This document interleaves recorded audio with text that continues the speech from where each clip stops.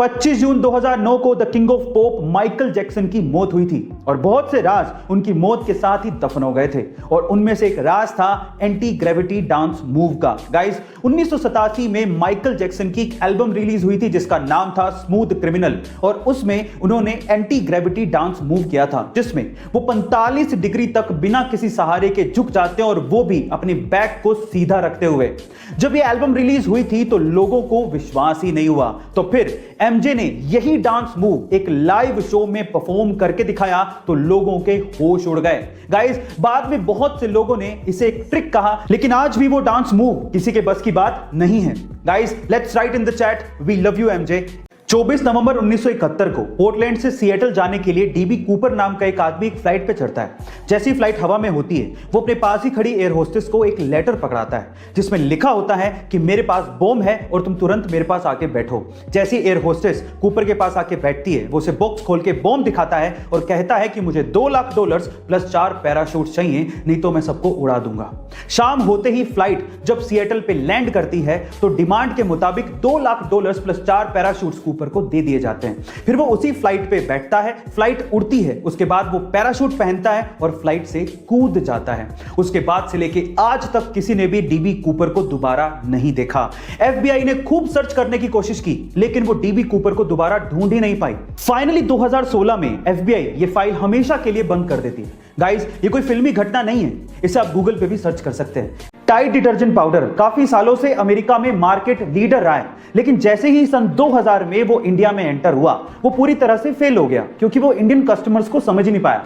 Research करने पर पता लगा कि अमेरिका में ज्यादातर लोग वॉशिंग मशीन में कपड़े धोते हैं तो उन्हें कोई फर्क नहीं पड़ता कि डिटर्जेंट पाउडर हाथ पे भी कोई फर्क डालता है क्या, लेकिन इंडिया में 80% से ज्यादा लोग हाथों से कपड़े धोते हैं, इसीलिए उन्हें फर्क पड़ता है। तो फाइनली टाइड सन 2009 में टाइड नेचुरल के साथ इंडियन मार्केट में उतरा जो कि काफी ज्यादा किफायती था, बहुत अच्छा था, लेकिन सबसे इंपॉर्टेंट चीज वो हाथों के लिए सेफ भी था। फिर क्या था, 2 ही सालों में टाइड ने इंडिया में बहुत बड़ा मार्केट कैप्चर कर लिया और आज टाइड नासा के साथ मिलकर स्पेस में पहली एस्ट्रोनॉट्स के लिए लॉन्ड्री बनाने जा रहा है। गाइस अगर आपको बिजनेस में सक्सेसफुल होना है तो आपको अपने कस्टमर्स को समझना पड़ेगा। गाइस क्या आपने इन प्रोडक्ट्स के बारे में सुना है? Fevicol, Fevistick, Fevikwik, doctor Fixit, M Seal, obviously जरूर सुना होगा, लेकिन क्या आपको पता है कि सारे के सारे प्रोडक्ट एक ही कंपनी ओन करती है जिसका नाम है पीडीलाइट इंडस्ट्रीज। और पीडीलाइट इंडस्ट्रीज के फाउंडर और ओनर है मधुकर पारिक जो कि पूरे इंडिया के 70वें सबसे अमीर आदमी हैं जिनकी नेटवर्थ 13,000 करोड़ से भी ज्यादा है। अब आप लोग सोच रहे होंगे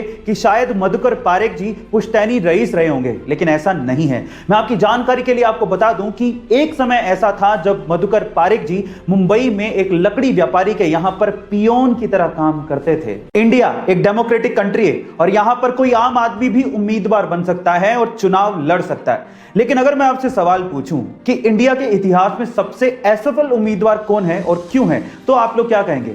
चलिए मैं इसका जवाब देता हूं। इंडिया के इतिहास में सबसे असफल उम्मीदवार तमिलनाडु के डॉक्टर के पद्मराजन हैं जिन्होंने अब तक लगभग 199 चुनाव लड़े हैं जिसमें स्थानीय चुनाव से लेके लोकसभा चुनाव तक शामिल हैं, लेकिन वो सभी चुनाव हारे हैं। इनफैक्ट एक बार तो वो राष्ट्रपति चुनाव भी लड़े थे लेकिन उसमें भी वो हार गए थे, इसलिए उन्हें इंडिया का सबसे असफल उम्मीदवार कहा जाता है। गाइस आपको ये फैक्ट जान के कैसा लगा कमेंट सेक्शन में जरूर लिखिएगा और ऐसे अमेजिंग वीडियोस के लिए शेयर, सब्सक्राइब एंड लाइक। मिलते हैं अगली वीडियो में।